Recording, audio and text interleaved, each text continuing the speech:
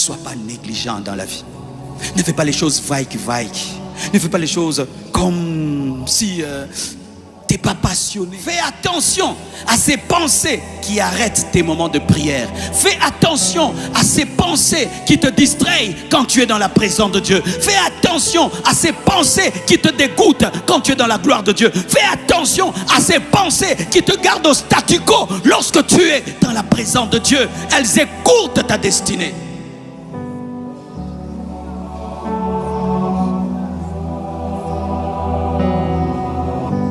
Certains devaient jeûner 3 fois, 3 jours. Au 2e jour, j'ai faim, je mange. Ça t'aurait coûté quoi d'ajouter un jour de plus? Certains, Dieu veut que tu fasses seulement une veillée. Ça t'aurait coûté quoi de passer une nuit seulement dans sa présence? Tu passes des nuits en train de faire beaucoup de choses.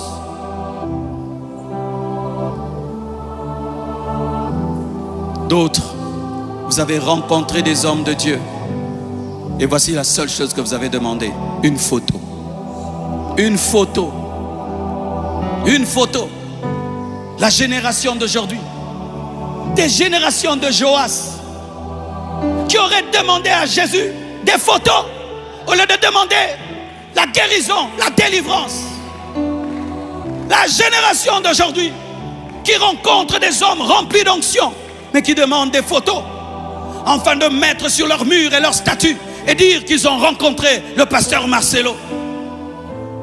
Nous, quand on rencontrait un homme de Dieu, on demandait l'onction.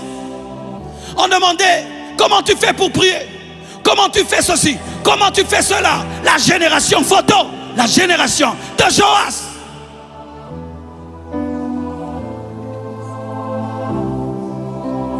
Tu rencontres un homme de Dieu qui peut t'impacter, bouleverser ta vie, mais tu ne cherches qu'une photo. Il suffit que vous nous voyez, vous prenez déjà votre téléphone pour prendre des photos. Prendre des photos. Demander un $50. Demander un $100. C'est tout. Et on te donne. Et puis tu pars. Tu ne demandes même pas la prière. Tu rencontres un homme de Dieu. Tu lui demandes $100. Et tu te donnes. Et puis tu te lèves, tu pars. Est-ce que ces $100 vont changer ta vie? Comment tu ne demandes pas la sagesse? Comment tu ne demandes pas la prière en plus de ces $100?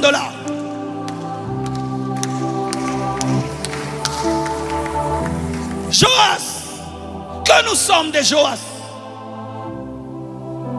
Joas était immature. Joas était un roi mais enfant. Joas était un homme élevé mais qui n'avait pas de caractère. Et chaque fois que tu es un chrétien qui n'ajoute pas la sagesse, la maturité à ta spiritualité, tu passeras à côté des moments qui peuvent changer et bouleverser ta vie.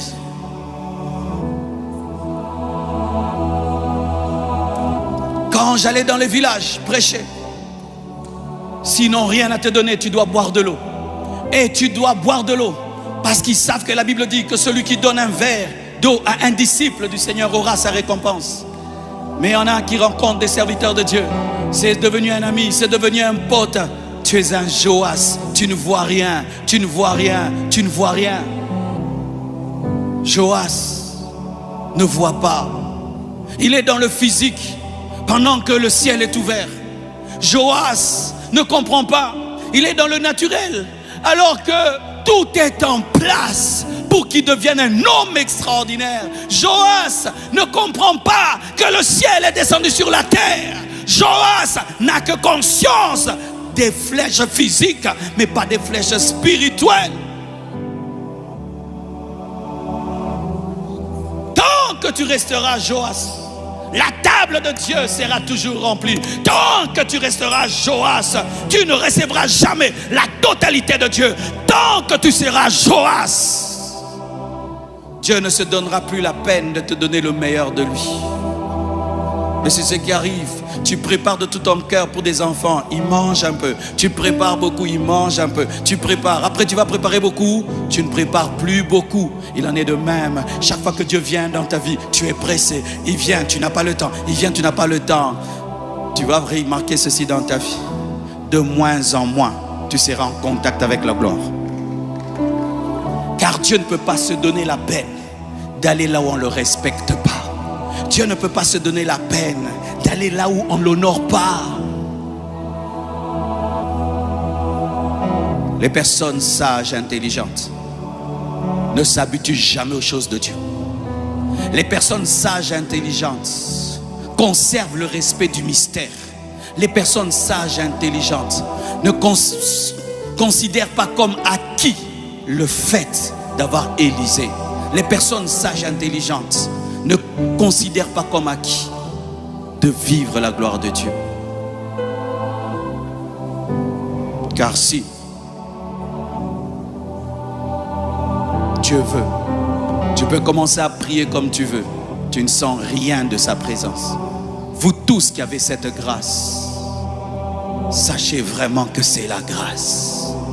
C'est la grâce. C'est pourquoi moi je fais ceci. Si je prie et je sens sa présence et je n'ai plus rien à dire, je reste seulement là. Je reste seulement là.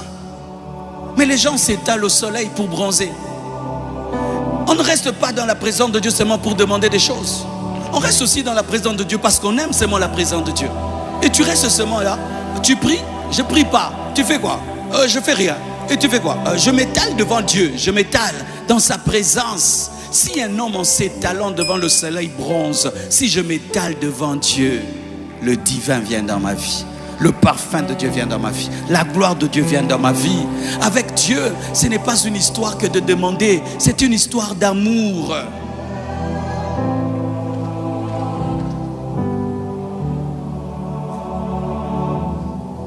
Même chorale, quand vous chantez un cantique, vous sentez qu'il y a la gloire dedans. Même si vous avez préparé 4 chansons, ne les chantez plus. Parce qu'on n'a pas besoin de nouvelles chansons, on a besoin de la gloire de Dieu. Des fois, un culte peut avoir la gloire dans un cantique. Quand seulement vous shiftez dans un autre cantique, la gloire part. Parce que vous étiez concentré aux répétitions, mais pas l'atmosphère. Tu peux dire que quand je viendrai chez toi, je vais manger ça, ça, ça et ça. Mais quand j'arrive, je n'aime que le pondou. Je ne mangerai que le pondou et donne-moi beaucoup de pondou. Il en est de même. On peut faire un programme dimanche comme là. Ma prédication, elle est longue si je vous montre ce que j'ai écrit. Mais j'arrive. Je sens que Dieu veut conduire les choses autrement. Je lui donne ce qu'il veut. C'est lui le patron. C'est lui le chef. Ce n'est pas moi. Ce n'est pas moi. Et tu peux venir. Tu commences. Tu dis, aujourd'hui je vais demander à Dieu. Tu chantes seulement, tu sens la gloire. Tu chantes, reste, chante seulement. Chante seulement, il connaît tes problèmes. Il connaît tes besoins. Ne nourris pas Dieu à ton goût. Nourris Dieu à son goût.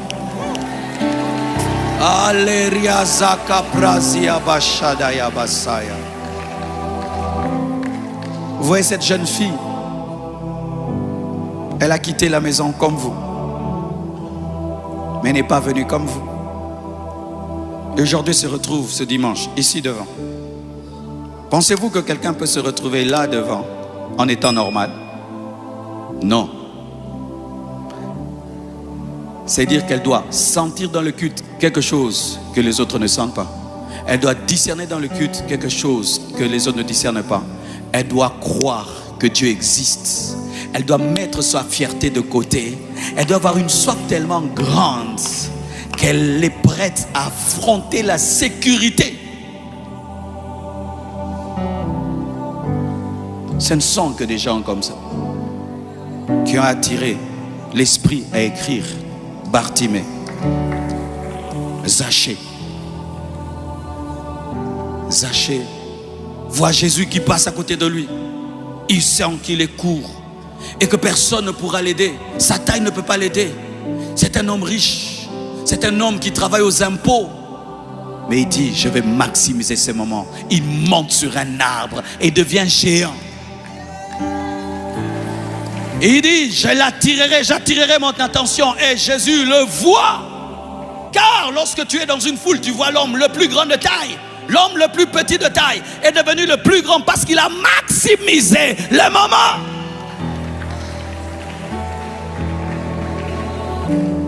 Et Jésus lui dit, descends, aujourd'hui j'entre chez toi. Pourquoi? Il a maximisé le moment. Si Jésus avait fait un ministère de 100 ans, je vous dis que les gens n'allaient pas se comporter comme ça. Ils allaient s'habituer. Il a fait 3 ans, il est parti pour que les hommes ne s'habituent pas à lui. Ne t'habitue pas aux choses de Dieu. Ne t'habitue pas de venir à l'église. Ne t'habitue pas à ton pasteur. Ne t'habitue pas à écouter une prédication. Ne t'habitue pas à la présence de Dieu.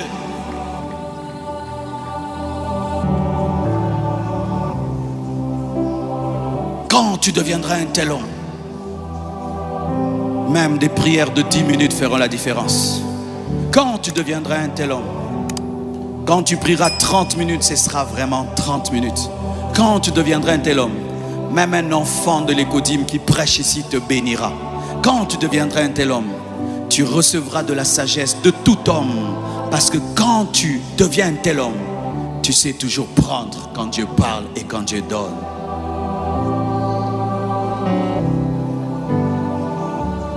Quiconque ici est conscient qu'il est en train de vivre une saison de sa vie, alors maximise ça. Maximise ça. Donne le meilleur de toi. Donne le meilleur de toi. Sois à 200%. Pourquoi dit-on qu'il faut battre le fer lorsqu'il est chaud? C'est un terme qui vient du forgeron, de la forgerie. Pourquoi? Parce que lorsque le fer est chaud, tu peux lui donner la forme que tu veux. Une fois qu'il se refroidit, il devient rigide et tu ne peux lui donner la forme que tu veux. Et lorsque la gloire de Dieu est là et ta saison est là, ta vie peut prendre la forme de ta destinée. Ta vie peut prendre la forme de la parole de Dieu. Ta vie peut prendre la forme que Dieu veut. N'as-tu pas senti des fois quelque chose vient sur toi pour prendre une décision? Si tu ne la prends pas, tu ne la prends plus. N'est-ce pas? Si tu rates ce moment-là, tu ne prends plus. Il y a des temps, tu sens, tu as la force de prendre des décisions. Mais il y a des temps, tu sens que tu n'as pas la force de prendre des décisions. Quand cette onction vient sur toi pour prendre des décisions, prends les décisions. Il y a des décisions de vie. Pour les prendre, tu as besoin d'une certaine onction. Même faire un régime, n'est-ce pas? Tu as besoin d'une force pour faire un régime. Pour commencer un long jeûne, tu as besoin d'une force pour prendre des décisions, de te séparer des choses. Tu as besoin. Et quand cette force vient, profite. Profite, profite. Prends des décisions, vite, beaucoup. Car des fois, quand ça passe, tu fais des efforts, mais ça ne vient pas. Tu as raté le moment. Il y a un moment dans ta vie, tu sens que le ciel est trop près de toi. Tu sens que tu as une capacité que tu n'as pas d'habitude. Tu sens cela. Profite. Il y a des gens qui sont passés à côté de leur vie. Parce que ce jour-là, ils devaient prendre une décision. L'onction de Dieu était venue pour une décision. Ils ont dit, je le ferai demain. Et jusqu'aujourd'hui, cela n'a jamais été fait. Joas, il a tiré 3 fois au lieu de tirer 5, 6 fois. Il est passé à côté d'un royaume paisible, puissant, à cause de 2 flèches qui pouvaient transporter sans faiblesse, sans difficulté, la négligence. La négligence. Ne sois pas négligent dans la vie. Ne fais pas les choses vaille. Ne fais pas les choses comme si tu n'es pas passionné. Fais tout avec passion. Fais tout avec ton cœur. Fais tout avec tes tripes. Sois toujours à 200%. Car tu ne connais pas le jour où ta vie changera. C'est le message que Dieu m'a donné aujourd'hui. Maximisez vos saisons. Maximisez vos moments. Maximisez. Ne soyez pas négligents. Ne soyez pas toujours pressés à passer à autre chose. Regardez comment Dieu crée. Le premier jour, il se concentre sur la lumière. Il se concentre dessus. Il ne dit pas, j'ai fait vite. Je suis pressé de créer l'homme. Non, il est là. Quand tu pries, ne sois pas en train de prier, mais tu penses à ce que tu vas faire après la prière. Tu es au culte, mais tu penses à ce que tu vas faire après le culte. Dieu qui lit tes pensées, Dieu qui lit tes pensées, il sait que tu es plus pressé. Aller au restaurant, aller quelque part, un programme après le culte, c'est ce qui est plus important. Le moment présent, tu n'es pas présent dans le moment présent. Joas n'était pas présent dans le moment présent. Il voulait passer à autre chose vite, régner sur Israël, alors que tout se passait là. Mais je rends grâce à Dieu pour l'église Compassion quand même. Il y a quelque chose qui s'est passé chez vous. Je l'ai vu pendant Équilibre 25 matin. Il y avait une maladie dans l'église. Les gens partaient vite. Il suffit qu'on prêche. Ils veulent vite rentrer à la maison. Comme s'ils sont obligés d'être là. Mais j'ai remarqué, même quand on finit à 20h, on donne les annonces. Vous restez là jusqu'au bout. Quand j'ai vu ça, j'ai dit, Dieu, tu m'as exaucé. Enfin, ils ont grandi et ils ont compris. Oh frère, lorsque nous étions dans cette église-là, qui seulement après la prédication on s'en allait, on laissait un Dieu triste. Combien de gens étaient guéris à la fin du culte ici? Combien de fois l'onction est tombée plus à la fin du culte que pendant la prédication? Vous avez commencé à respecter la présence de Dieu. Un anglophone, un Nigérian, ne quitte jamais la présence de Dieu sans la bénédiction finale. Jamais. Jamais. Il ne peut pas. Ils attendent la bénédiction finale comme la prédication. Regardez les églises qu'ils ont. Regardez tous ces millionnaires qu'il y a dans leur église. Regardez les grands pasteurs qu'ils engendrent. Regardez les communautés fortes. Parce que Dieu se manifeste, là on le respecte. Là on l'honore. Tu peux bien écouter la parole de Dieu. Mais tu pars avant la fin du culte. Tu laisses un Dieu en colère. Un Dieu que tu n'as pas respecté. Un Dieu que tu n'as pas honoré. Et tu dis, j'étais au culte. Oui, mais tu as fait un mauvais culte. Tu as fait un culte qui, au lieu de te bénir, ne t'a pas béni. Il y a des exceptions, c'est vrai. Tu as un grand problème à la maison. Il faut urgemment que tu ailles. Mais ça ne peut pas être l'habitude d'un enfant de Dieu qui est pressé, comme Joas, pressé, 3 flèches, pressé. J'écoute vite la parole, je m'en vais. Certains même ils partent, ils ne donnent même pas l'offrande. Il part, il ne connaît pas le communiqué. Et puis il va demander aux autres, le communiqué c'était quoi? Quel est le programme? Comment peux-tu être sérieux quand il s'agit du business, quand il s'agit de tes études, quand il s'agit de tout? Mais quand c'est Dieu, tu ne peux pas être sérieux dans sa présence pendant 2h30 seulement. Et tu veux que ce Dieu-là fasse de toi un grand roi, Joas. Et tu veux que ce Dieu-là fasse de toi un grand roi.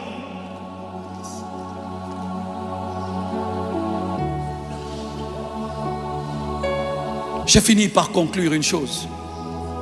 Dieu n'aime pas certains hommes plus que les autres, mais à certains hommes qu'il aime plus que les autres.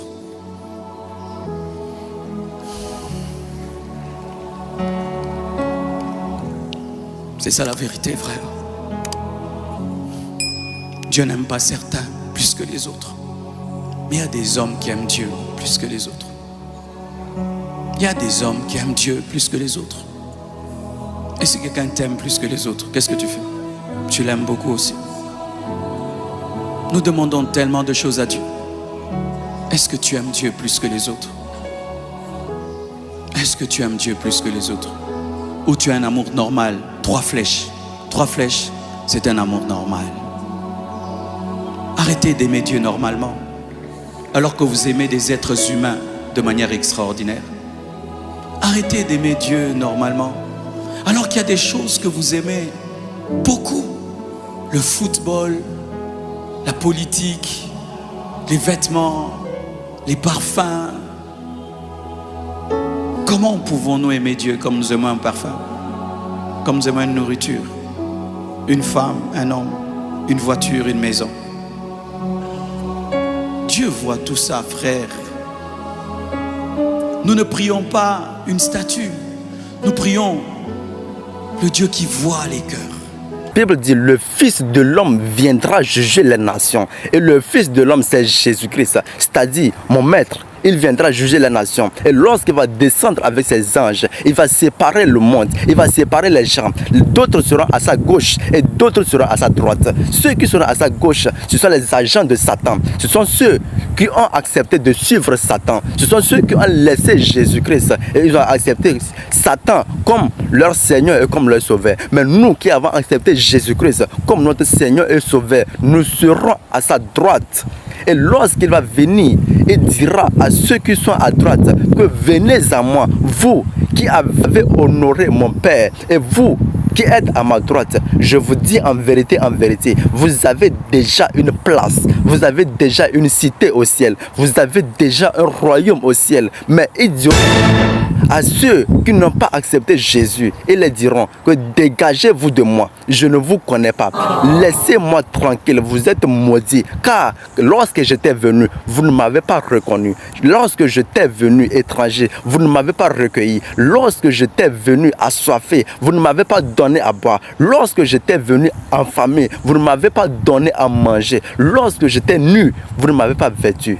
Ils diront à ceux qui sont à sa droite, venez à moi car vous avez fait de bonnes choses. Vos noms sont déjà inscrits dans le livre de vie. Et ils diront à ceux qui sont à sa gauche, allez dans le feu éternel qui a été préparé pour le diable et ses agents. Qui a été préparé pour le diable et ses agents depuis la création du monde. Et nous irons au ciel. Et maintenant, ceux qui seront dans le feu éternel, ils vont pleurer. Il y aura des grincements de dents. Il y aura le feu éternel. Bien aimé, je ne veux pas que tu mettes pied là-bas. Parce que je sais que là-bas, il n'y a pas de temps. Lorsque tu mets pied là-bas, c'est fini pour toi. Tu passeras l'éternité là-bas dans le feu, en train de crier. Mais pendant que nous sommes sur terre, nous crions à toi. Chaque jour, je viens à Jésus. Accepte Jésus. Viens à Jésus. Si tu ne l'as pas encore reçu, fais un pas. Viens, accepte-le aujourd'hui comme ton Seigneur et comme ton Sauveur.